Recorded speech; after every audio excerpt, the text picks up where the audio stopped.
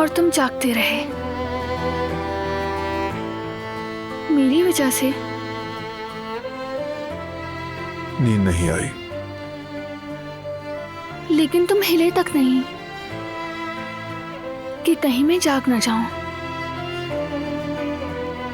ये वजह भी थी,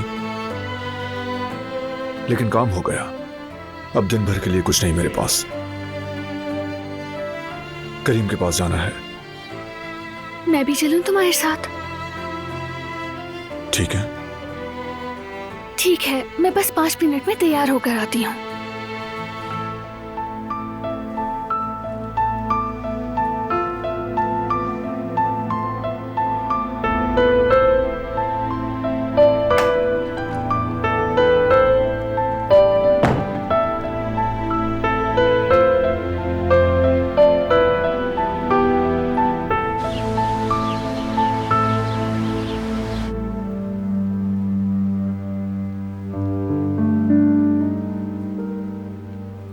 मेरी जान, यूं उदास मत हुआ करो, दिल दुखता है मेरा।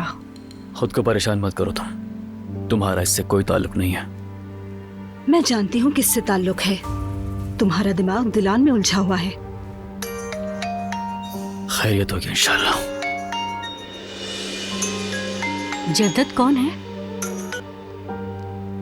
हेलो बारान। अस्सलाम वालेकुम। वालेकुम अस्सलाम। बोलो क्या हुआ?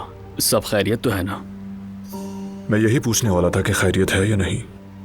क्या मतलब? कल तुम परेशान लग रहे थे।